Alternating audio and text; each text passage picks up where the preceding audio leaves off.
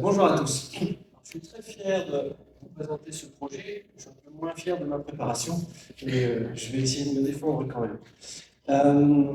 J'ai l'honneur de vous parler d'un projet qui a eu lieu donc, sur notre territoire et qui est né d'une rencontre entre un membre de notre groupe, Adia, architecte urbaniste, qui a rencontré des personnes du département.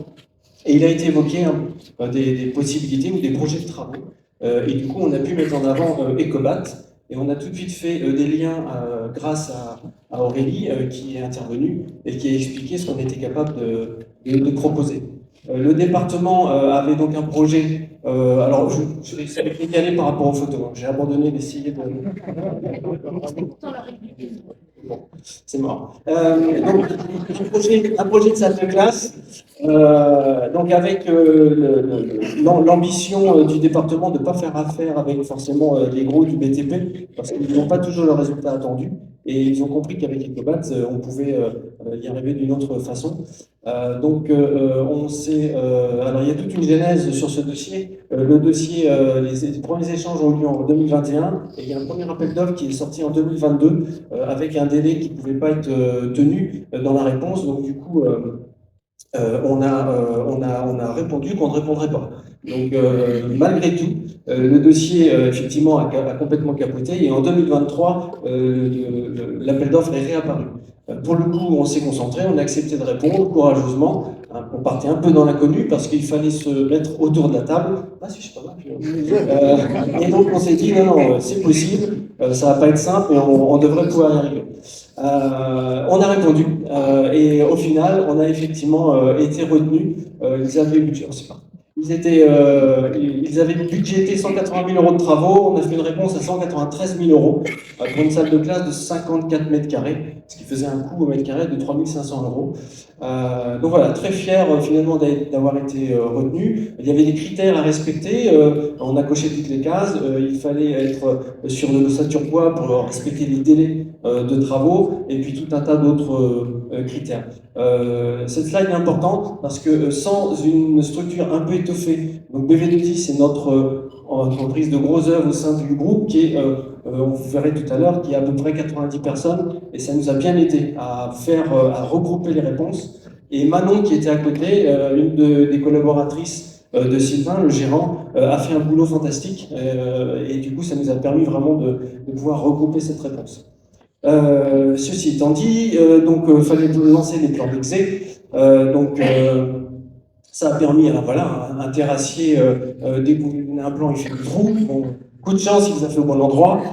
Ça a permis comme ça au chantier de commencer au printemps 2023. Après, toutes les entreprises ont pris le relais. Le charpentier, dans son coin, a fabriqué ses murs. Ensuite, le gros œuvre a pris le relais pour faire le plancher, le vide sanitaire. Tout s'est enchaîné assez rapidement avec les murs qui ont été assemblés, les autres entreprises qui ont pris le relais sur les travaux intérieurs. Il n'y avait pas de notion d'heure d'insertion, mais du coup, avec l'éco-construction solidaire, nous, on a mis en avant et on a répondu avec nos structures d'insertion, ce qui fait que sur ce chantier, les sols ont été faits par la régie, non, par l'entraide des solidarités, ainsi que la toiture végétalisée, et les peintures ont été réalisées par la régie de quartier, si je ne dis pas de sottises.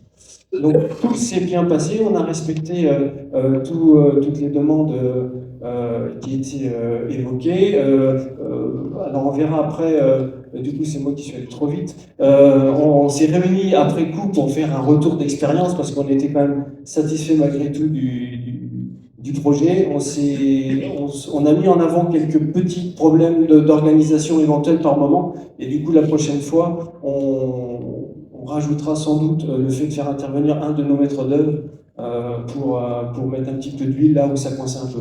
Mais néanmoins, on a réussi à être dans les temps.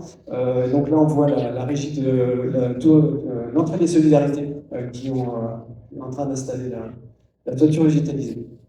Donc voilà le projet terminé avec une photo avant et après. Donc voilà, on était très fiers, ça s'est bien passé, on a respecté les délais, on s'est mis autour de la table, comme je disais tout à l'heure, pour faire un retour d'expérience. Voilà, finalement, voilà. Et puis comme un groupe qui est content, bah, tout de suite il se réunit pour faire une petite bouffe.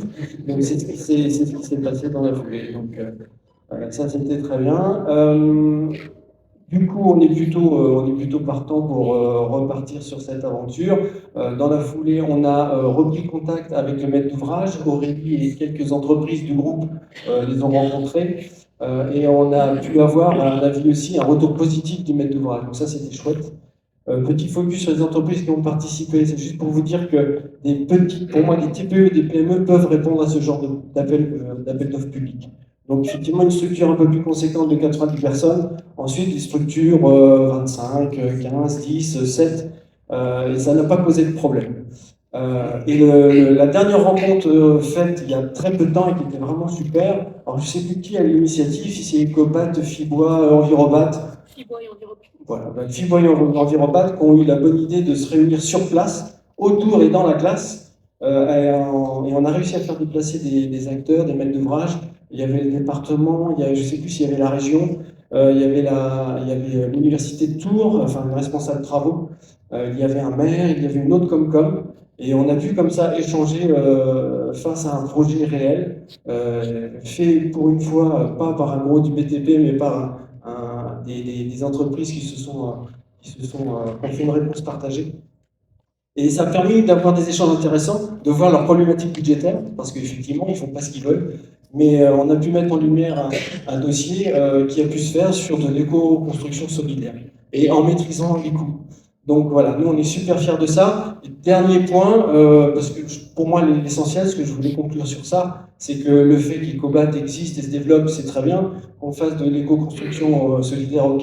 Mais c'est vrai que le but principal, c'est d'avoir un cadre de vie intéressant. Et finalement, j'aurais dû mettre une photo des élèves parce que c'est ça le principal. Aujourd'hui, ils ont une classe qui est saine et qui leur offre un cadre de vie intéressant. Merci.